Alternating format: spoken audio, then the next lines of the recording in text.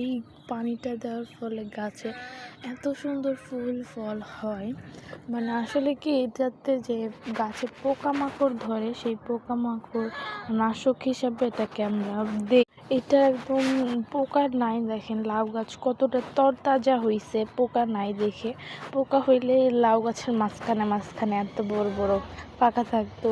Tomato গাছেও কোনো পোকা নাই, এত সুন্দর টমেটো সবজিগুলা, মন প্রাণ সব কিছু ভরে যায়। কত সুন্দর সুন্দর ফুল ফুটে, আর অনেকগুলা হচ্ছে গিয়া টমেটো ধরছে, বেগুনও ধরছে অনেকগুলা, যেগুলা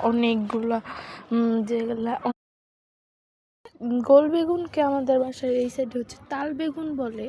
তারপর অনেকগুলা করলা ধরছে, অনেকগুলা মাচার মধ্যে মধ্যে অনেক পাকে পাকে অনেক সুন্দর সুন্দর করলা দেখা যাচ্ছে। এরকম করে কিন্তু আমাদের বাসায় লাউয়ের